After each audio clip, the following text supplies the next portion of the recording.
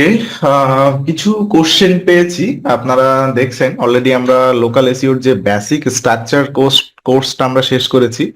এখন আপনারা এটা দেখতে থাকুন এবং আমাকে কোশ্চেন করতে থাকুন। বেটার হয় যে আপনারা অনেকে আমাকে হোয়াটসঅ্যাপে নক দেন এবং মেসেঞ্জারেও কিছু মানুষ নক দিয়েছেন এবং গত রাতে দেখলাম একজন মেইলও করেছেন। তো আমি সব কোশ্চেনের অ্যান্সার গুলো দিয়ে দিব। তো আমি সবাইকে রিকোয়েস্ট করব আপনারা কমেন্ট বক্সে কমেন্টই করুন, তাহলে আমি লেটেস্ট কমেন্ট গুলো কালেক্ট করতে পারি। মানে বিক্ষিপ্তভাবে যদি এখানে ওখানে মেসেজ করেন, ওইগুলো কালেক্ট করে এনে অ্যান্সার দেওয়া কিন্তু আমার জন্য একটু কঠিন হয়ে যায়। হোয়াটসঅ্যাপে কয়েকজন মেসেজ করেছিলেন, তাকে আমি ওখানেই আর কি ভয়েস মেসেজ পাঠিয়ে একটা অ্যান্সার দিয়েছি। তো এনিওয়ে, চারটা কোশ্চেন আপনারা দেখতে পাচ্ছেন, আমি এগুলো কালেক্ট করেছি আপনাদের কমেন্ট বক্স থেকে এবং হোয়াটসঅ্যাপ থেকেও মেসেজগুলো আছে। এগুলো আমাদের উদ্দেশ্য, হোয়াটসঅ্যাপে আমি সবাইকেই জানিয়েছি অ্যান্সার গুলো, তবুও এটা আমি এখানে আলোচনা করছি এই জন্য, এই ধরনের কোশ্চেন যদি আপনাদের মাথায় আসে তবে যেন সেটার সলিউশন পেয়ে যান। ওকে, সো আমি চেষ্টা করবো রেগুলার কোশ্চেন অ্যান্সার সেশন করা। আপনারা কোশ্চেন করলেই হচ্ছে আর কি, আমি সেটার অ্যান্সার জানা থাকলে অবশ্যই দিব। প্রথম কোশ্চেন ছিল, একটা মেইল দিয়ে তো একটা অ্যাকাউন্টই করা যাবে, তাহলে যতগুলো ক্লায়েন্ট হবে ততগুলো জিমেইল লাগবে? রাইট, হ্যাঁ, যতগুলো ক্লায়েন্ট হবে ততগুলোই জিমেইল লাগবে। এক্ষেত্রে জিমেইল কি ক্লায়েন্ট দিবে? ফার্স্ট অফ অল, প্রত্যেক ক্লায়েন্টের জন্য আমি নিজেই বলি ক্লায়েন্টের এন্ড থেকে একটা জিমেইল নেওয়া, ঠিক আছে? নিলে কি হয়, ক্লায়েন্ট সেখানে তার যাবতীয় অ্যাক্সেস দিয়ে দিতে পারে, এটাও হয়। আবার কিছু কিছু ক্ষেত্রে ক্লায়েন্ট আবার এই ঝামেলা নিতে চায় না, ও বলে ঠিক আছে তুমি তোমার জিমেইল দাও, আমি ওখানে সবকিছুর অ্যাক্সেস দিচ্ছি। সো ইটস ওকে, আপনাকে তখন নিজের জিমেইল ম্যানেজ করতে হবে, ঠিক আছে? নাকি কাজ শেষ করে এনএপি ডিলিট করে দিব? না, কখনোই এনএপি ডিলিট করা যাবে না। কাজ শেষ করে না করেন তাহলে কিন্তু ট্রাস্টটা নষ্ট হয়ে যাবে। আপনি কাজ করে ডিলিট করে দিচ্ছেন, তাহলে ক্লায়েন্টের উপায় কি হলো, তাই না? আমার কন্টেন্ট নিয়ার মি ট্রাম অ্যাড করতে চাইলে কিভাবে কন্টেন্ট স্ট্রাকচার করব বুঝতে পারছি না। প্রথম কথা হচ্ছে, নিয়ার মি ট্রাম কন্টেন্টের মধ্যে অ্যাড করার দরকারই নেই। লোকাল এসইওর গুগল অ্যালগোরিদম এভাবেই কাজ করে। আপনি যদি আপনার কিওয়ার্ডের ভিতরে জিও ট্রাম নিয়ে আসেন, তাহলে জাস্ট জিও ট্রাম আনলেই লোকাল মি ট্রামটা অটোমেটিক ভাবে কাজ করে। আপনি যেখানে দাঁড়িয়ে আছেন ওখানে বসেই যদি সার্চ দেন যে কপি শপ, তাহলে আপনার আশেপাশের কপি শপ গুলোই র্যাঙ্কিং দেখাবে গুগল, তাই না? নিয়ার মি কথাটাও যদি লেখেন, একইভাবেই গুগল ওটাকে কাউন্ট করবে। এই কথাটার ইন্টেন্ট একই। আমি যদি এখানে বসে লিখি হোটেল নিয়ার মি অথবা শুধু হোটেল লিখে সার্চ দেই, এই দুটো কিওয়ার্ডের একটাই আপনার ইন্টেন্ট। তবে হ্যাঁ, যদি আপনার কাছে এই ধরনের ভ্রান্ত ধারণা আসে, আমি আমার জীবনে একবার একটা ক্লায়েন্ট পেয়েছিলাম যেটা কিনা অস্ট্রেলিয়ান। সেটা ছিল একটা রিয়েল এস্টেট এজেন্ট। তো ওনার একটা কিওয়ার্ডই ছিল যে কি real estate broker near me in Sydney, এরকম একটা কিওয়ার্ড ছিল, আমার ঠিক মনে নেই, অনেক আগে, কোভিড এর ভিতরে। তো উনি বলছিল যে না, আমার এই নিয়ার মি টার্মটা ইউজ করতে হবে, আমার একজন বলছে, আমার একটা এক্সপার্ট বলছে যে এটা এটা আমার কিওয়ার্ড। তো আমি তার সাথে তর্ক করিনি, কারণ তার আগে থেকেই কিওয়ার্ড ছিল আর আমার উচিত ছিল ওই কিওয়ার্ড নিয়ে কাজ করা। তো আপনারা এক্ষেত্রে কি করবেন, যেমন আমরা লিখি না কপি শপ, তো এরকম এফএকিউ এর ভিতরে নিয়ার মি টার্ম আপনি অ্যাড করতে পারবেন। মেইন কন্টেন্টের ভিতরে কিন্তু নিয়ার মি টার্ম অ্যাড করলে কন্টেন্টের প্রাঞ্জলতা নষ্ট হয়ে যেতে পারে। নিয়ার মি এই এফএকিউ, অথবা আপনি ক্লায়েন্ট টেস্টিমোনিয়াল, কাস্টমার টেস্টিমোনিয়ালের ভিতরে একটা টেস্টিমোনিয়াল এরকম ভাবে লেখা যায় না যে if you just if you are looking for best copy shop, then then search on Google that copy shop near me. So ব্যাপারটা এরকম আর কি। নিয়ার মি আমরা এইভাবে টেকনিক্যালি জাস্ট আমরা বলতে পারি যে তুমি গুগলে সার্চ দাও হোটেল নিয়ার মি, তাহলে তুমি আমাকেই খুঁজে পাবে। এই ধরনের স্ট্রাকচার কন্টেন্ট দিতে পারি। তারপর ক্লায়েন্ট টেস্টিমোনিয়াল, কাস্টমার টেস্টিমোনিয়াল আমরা এইভাবে অ্যাড করতে পারি যে আমি সর্বপ্রথম আমি গুগলে সার্চ করেছিলাম যে best copy shop near me, তাহলে আমার সামনে এই কপি শপের দোকানটা আসলো, আমি এখান থেকে কপি এনজয় করছি, ইটস বেটার। এটা এটা ভুকি চুগলি এইসব কথাবার্তা বলে আপনি নিয়ার মি টার্মটা ওখানে অ্যাড করতে পারবেন, কিন্তু আমি ব্যক্তিগতভাবে এটাকে সাজেস্ট করি না, ঠিক আছে? যদি ক্লায়েন্টের উইকনেস থাকে, ক্লায়েন্ট যদি এটাই বলে থাকে যে নিয়ার মি অ্যাড করতে হবে, ইটস ওকে। তারপর 3 নম্বর কোশ্চেন, ভাইয়া কিছু জানার ছিল। ওকে, জানেন, ভিডিও কি ক্লায়েন্টকে বানাই দিতে বলবো নাকি নিজে বানাবো? ডেফিনেটলি ক্লায়েন্টকে বানাই দিতে বলবেন প্রথমে, কারণ ওখানে আমি যে স্ট্রাকচারটা দিয়েছি, ক্লায়েন্টকে আপনি প্রথমে বানাই দিতে বলবেন।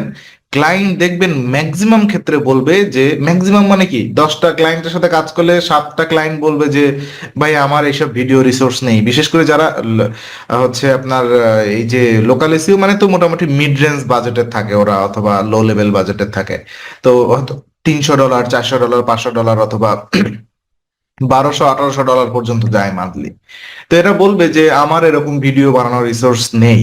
দেখেন, ওই ইউএসএ ক্লায়েন্টের সাথে যদি কাজ করেন, বিশেষ করে ইউএসএ, কানাডা, অস্ট্রেলিয়া, মানে কানাডার সাথেও যে আমার খুব ভালো এক্সপিরিয়েন্স তা না, কিন্তু ইউএস এর সাথে বেটার এক্সপিরিয়েন্স।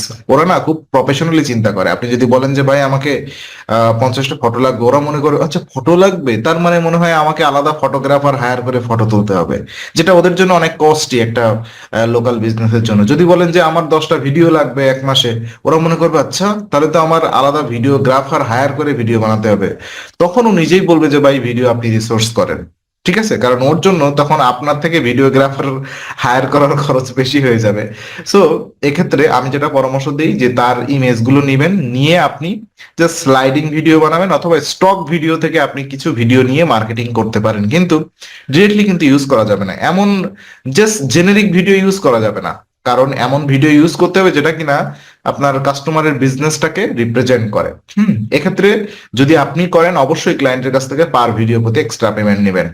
আপনার ভিডিও কস্টিং এর উপরে ডিপেন্ড করে সেটা। যদি আপনি এরকম স্লাইডিং ভিডিও বানান, যে মনে করেন 20টা ইমেজ নিয়ে একটা স্লাইডিং ভিডিও বানাচ্ছেন, উপরে কিছু ইনফরমেশন লিখে দিচ্ছেন, যে এরকম হয় না, যেমন প্রোডাক্ট 10টা মোবাইল ফোন আছে, তো 10টা মোবাইল ফোন স্লাইডিং করলেন এবং তাদের কি বলে ফিচার লিখলেন আপনি প্রত্যেকটা স্লাইডের মধ্যে, তাদের দাম টাম লিখে দিয়ে দিলেন, কাহিনী শেষ। হ্যাঁ, এরকম ভিডিওর জন্য আপনি $8 থেকে $10 তাকে চার্জ করতে পারেন। ঠিক আছে।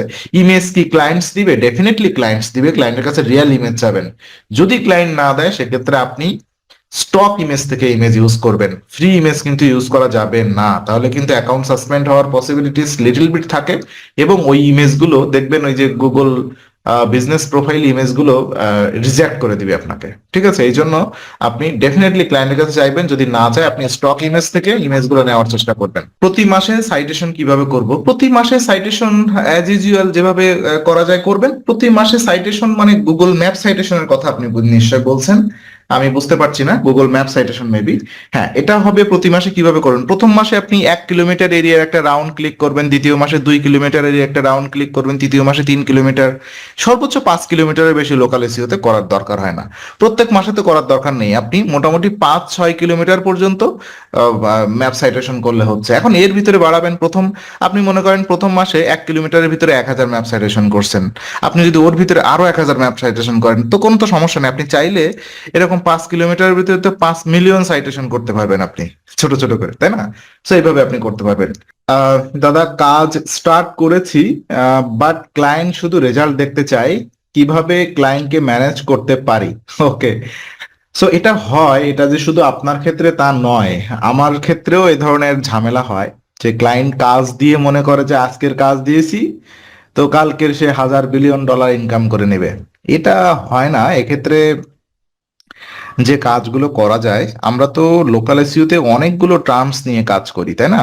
ওয়েবসাইট নিয়ে কাজ করি, একই সাথে তার গুগল বিজনেস প্রোফাইল নিয়ে কাজ করি, একই সাথে তার ইউটিউব চ্যানেল নিয়েও কাজ করতে হবে, তাই না?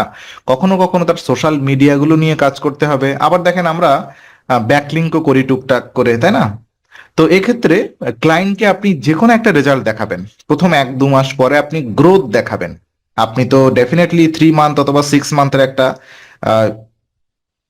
টার্গেট নিয়ে কাজ করবেন। তো আপনি কি করবেন, প্রথম মাস অথবা দ্বিতীয় মাস ক্লায়েন্ট তো ডেফিনেটলি আপনার 1 মাস 2 মাস টাইম দিবে যে গ্রোথ দেখানোর জন্য। আপনি তাকে বলবেন যে 1 মাস অন্তত আমাকে গ্রোথ দেখানোর জন্য টাইম দিতে হবে, 1 মাসে গ্রোথ সম্ভব।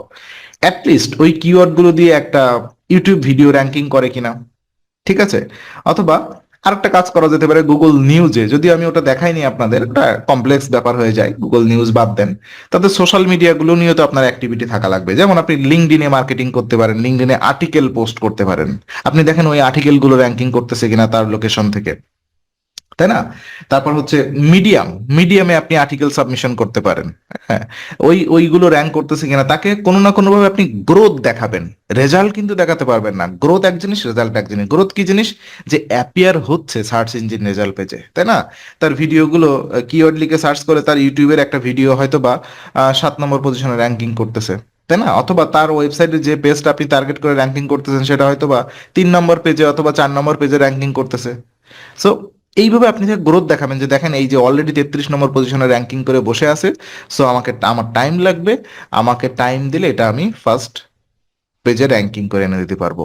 এরকম ভাবে তাকে বোঝাতে হবে। এই ছাড়া এটা কোনো স্কাই রকেট সায়েন্স না, এটা হচ্ছে আপনার অর্গানিক এসইও। এখানে টাইম লাগবে, এখানে আপনার কনসিস্টেন্সি লাগবে, তারপরে এটা কিন্তু কাজ হবে 3 থেকে 6 মান্থ।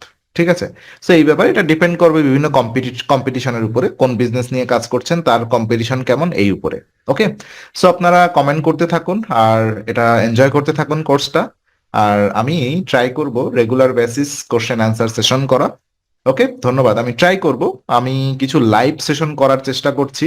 আপনারা সবাই আমার এই যে ডেসক্রিপশনে একটা ফেসবুক গ্রুপ লিংক দেওয়া আছে, ওই গ্রুপে জয়েন হয়ে যাবেন।